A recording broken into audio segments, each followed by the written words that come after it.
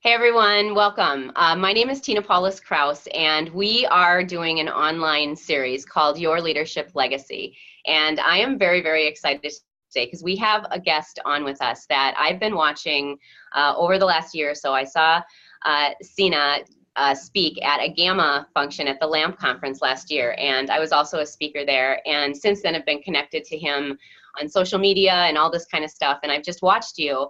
And when I was thinking about who am I going to have on this series, your name just popped up because you are fearless. And I love how you just kind of go out into the world and spread your joy and your happiness. And I've just been very, very impressed with you. So please introduce yourself and kind of tell anyone who's listening about you and your leadership journey. Sure, Tina. Well, thank you so much. And I appreciate all the compliments. You said I'm fearless, and I just wanted to correct you. I'm not. I'm very much driven by fear, and I use it as my greatest motivator. So my leadership journey began when I was probably 8 or 9 years old. And I'm not exaggerating. I was the one that was gathering my friends to help influence their parents to do whatever we wanted to do as a group so we can get it done. Because when the pressure was created at the parent level, then you were making some good headway.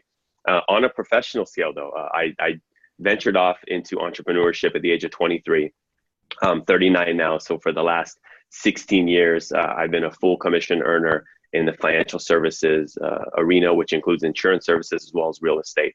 I'm one of the few that I think brings real estate together under the same umbrella as financial services. Right. For great financial advisors to do a full needs analysis or assessment of their client's portfolio and then uncovering real estate needs, but not being able to do anything with them was very odd to me when I learned about financial services. So out the gate, I joined the industry with an insurance license as well as real estate license to be able to help my clients in both capacities. Yeah, I love that. That really makes you a differentiator. I noticed that right off the bat because you're bringing both of those worlds really together. So I imagine that there's a leadership journey that goes along with that. The name of this series is Your Leadership Legacy, and it's been in my heart for a while now because the evolution of leadership has changed dramatically. Right?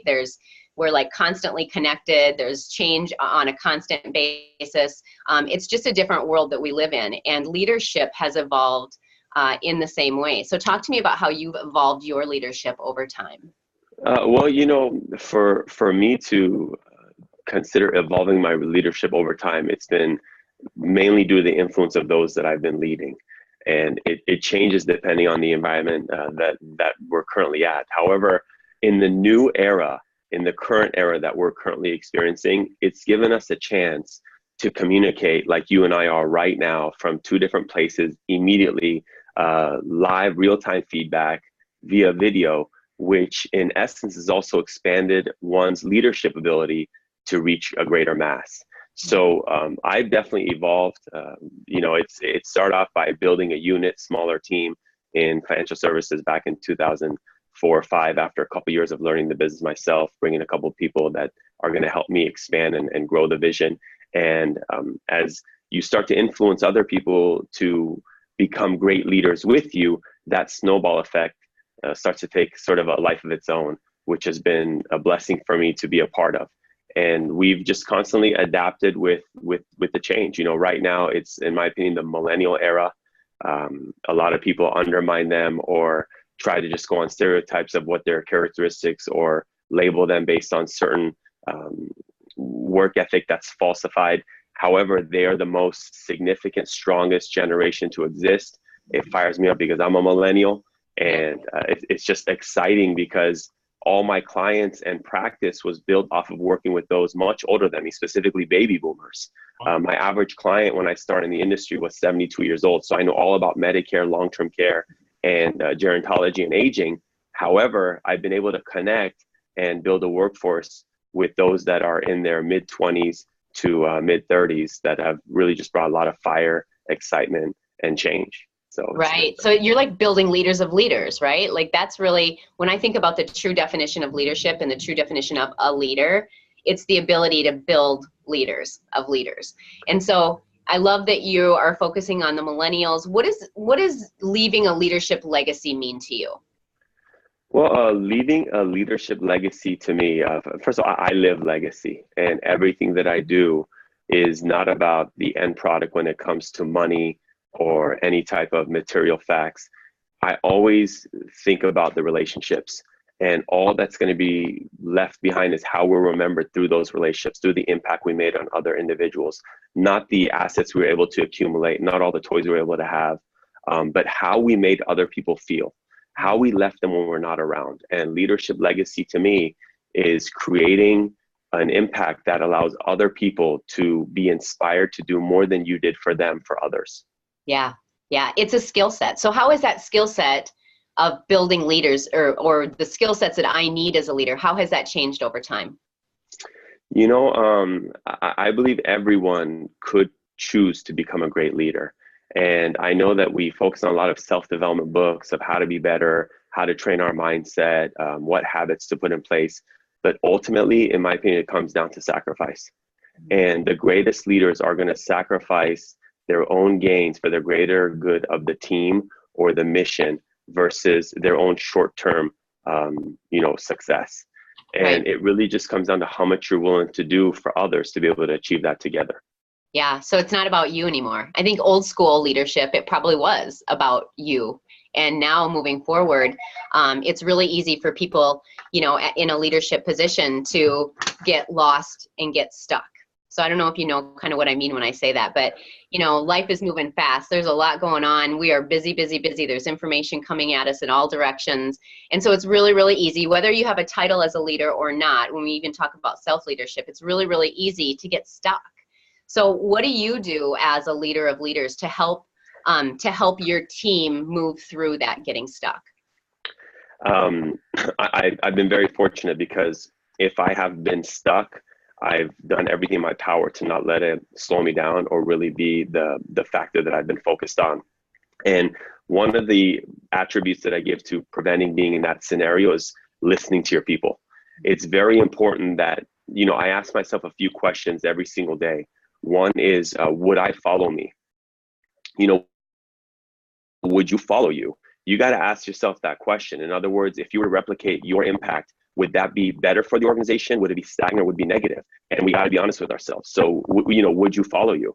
And when you can answer that question honestly, and if the answers are no, you're going to identify ways to make that answer a yes. And what I've identified is by listening to the people that I serve, listening to the people that are in it, holding the rope, that are in it to win the mission, to accomplish our goals, to exceed what it is that we set out to do. We know collaboratively that we will achieve so much more by working together than we do individually. And the greatest leaders are going to make it very apparent through their actions. Mm-hmm. I think that millennials get that piece more than any of the other generations. They get that team piece. I see just in 22 years in corporate, as millennials came into the workforce, and now you've got several generations in the workforce, it's been difficult, right? It's caused conflict on teams because we don't understand, because we're so used to working on individual accountability. And now we've got this team atmosphere, and there's people that don't understand how to work in the team atmosphere, and so that's where some of that kind of conflict comes from.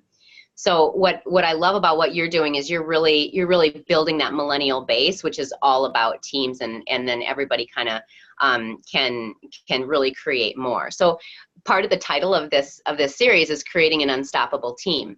So what else, in addition to what you just talked about, if there's somebody that's listening and they're really stuck in their leadership and they've got a team of people that aren't performing, that aren't doing, what the team needs to have done to get the results that they need, what does a leader do in that case? What advice would you give to that leader to really help that team move forward?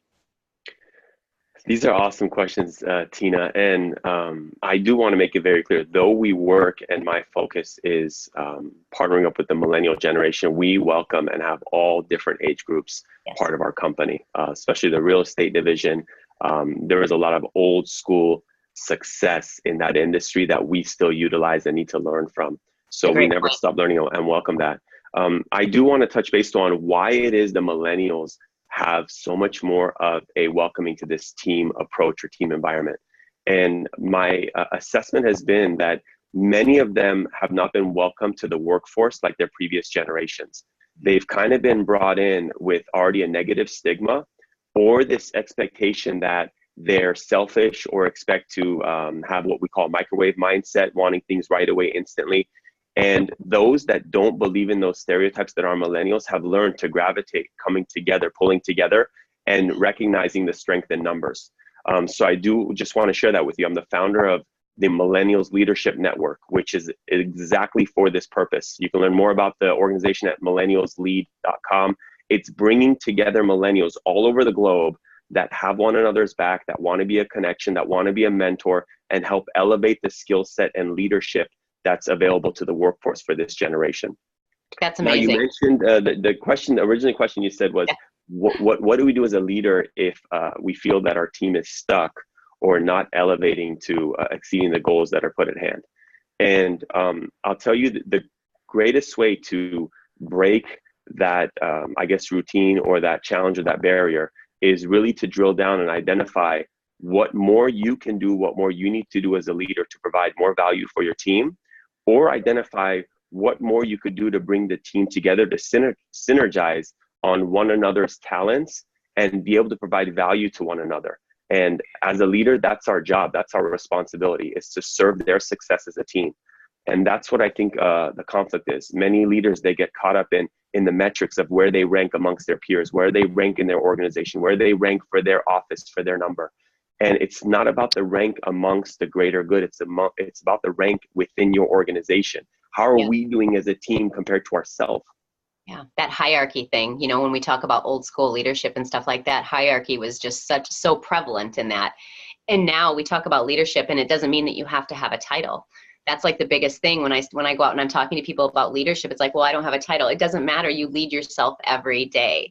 So my question going into that is, when I talk about leading yourself and being the best leader of yourself, being the best coach of yourself, what are some of the things that you do to stay on top of that? First thing is I practice gratitude. Remind yourself how good you got it. Every one of us got it great, especially if you're fortunate and blessed to be able to watch this type of video or listen to this type of content. You are already more blessed than the rest of the globe. I mean, it's amazing how we take the smallest of things that have such a great impact for granted. So I'm definitely focused on gratitude. Second is valuing people. People is our greatest resource. Check your ego at the door.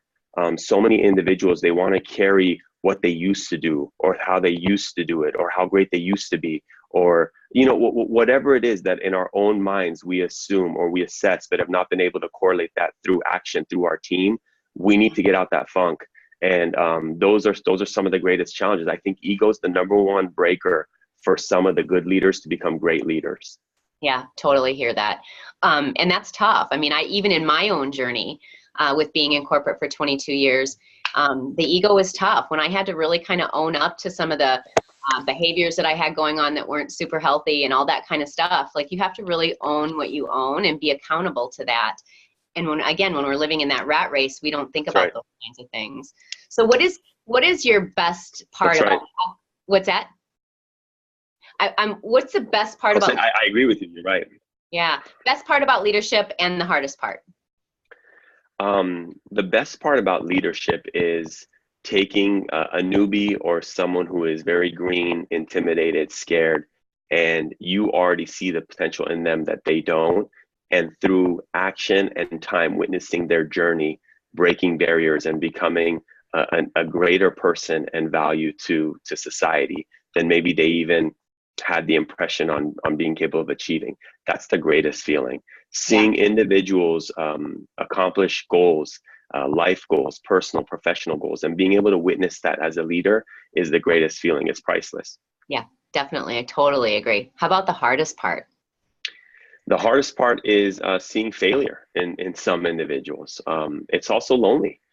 You know, they say that it's lonely at the top. I agree to a certain extent. There's a lot of leaders that you can connect with in this era that makes it a lot less lonely. However, within the specific organization you're leading, it could be a lonely place. A lot of responsibility falls on your shoulder. You end up making and calling the final decision that you hope is in the best interest of everyone, but in many times it can turn into a learning lesson. Yeah. And those are some of the toughest moments, just, I guess, overcoming or failing forward. Though we need it and it is a blessing to be a part of, it's also pretty tough to swallow. Yeah, so you mentioned two things there that really caught my attention, the failure piece and the vulnerability piece. So when we talk about leadership and leaving a leadership legacy, how does vulnerability play into that? Well, the more vulnerable you are, in my opinion, the more opportunity you're placing for yourself to grow. However, it's a tremendous amount of risk, and I believe that as you develop as a leader through experience, through pain, through failure, through learning lessons, through mistakes, you will start to identify how vulnerable you could be in certain scenarios and play them in your favor.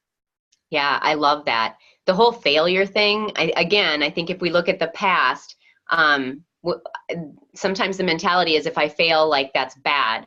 And really the mindset shift is no, failure is growth. When I fail, now I know, and I can move forward and grow and learn from it. So how do you instill that into your team? That failure is okay. I use myself as the example. I use myself as the victor in those cases versus the victim. We're all going to fail. Anyone who's taking risk, anyone who wants to grow is going to fail. And those that have never failed, they probably haven't achieved much. There has been no success in playing it safe. And this has been proven over and over again. In this current era that we're living in, we're experiencing this government shutdown. People felt that government work was the safest place to work. And now these are the same individuals that are serving our country, serving every single patron, and they're fighting for a paycheck. How safe is that? Right. But there's also not much risk in signing up for those types of opportunities. Mm-hmm. So failure is a good thing if you initiated the process with the right intention. Yeah, I love that. If you straight, blind box or blindly go into bird box, I should say, go into some type of project, not knowing what you're doing, no strategy, no research, and you're just winging it, that's not failing. That's just not have learned from enough experiences to have grown. Right, exactly. Because you're not putting your foot forward. You're not trying and experimenting and all that kind of stuff. That's it. So we're already kind of at 25 minutes, which is crazy, but I want you to what else about leadership? So when I called you and said, hey, I want you to be on this show, and you knew it was leadership legacy, like what were your thoughts? What is it what's your main burning platform or message or anything like that you want to give to the world? What I'd love to share is, one is do not take advice from anybody that you would not exchange shoes with immediately. I see that as such a big mistake. So many people are indecisive in what they want to do, and they're looking for confirmation from other individuals. And that's just not as significant anymore. Go with your gut. If anyone's going to pay the price, it's going to be you. Yeah. And you're going to end up paying a pain. You're going to pay a pain for success, and you're also going to pay a pain for the things that you don't have. So choose which pain you want to pay. And I also want to touch base that you mentioned the title piece. You said a lot of times that leadership isn't a title. I learned early enough that titles are for books. And our whole team recognizes that. We all respect one another. We actually work in an open format. All of our offices have 0 corner suites, full transparency. Our executives work out in the field with our new entry-level agents because we believe in rising and falling as one. Yeah, that's amazing. You mentioned clarity too. So clarity is huge. I know for me in my journey, when I didn't really have a plan for where I wanted to go, it's hard to get there, right? So some of the things that I talk to people about are like, before you do anything with development, figure out who you are and what you want and what you really truly want to go after, instead of living in like this box and playing small and let life dictate to you. So a leadership legacy, to me, when we talk about it, means really taking care of yourself, taking care of the people that are on your team. It's everything that you've talked about. It's why I asked you to be on this series.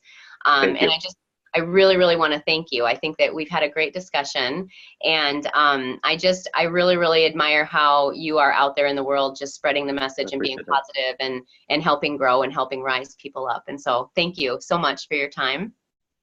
Thank you so much. I appreciate that. And I just want to leave your viewers and listeners with this last piece. If anyone's watching this and you're thinking about jumping into a leadership opportunity, taking a risk, going into entrepreneurship, going into business for yourself, just ask yourself, who's stopping you? And if you can't answer that question, jump and do it.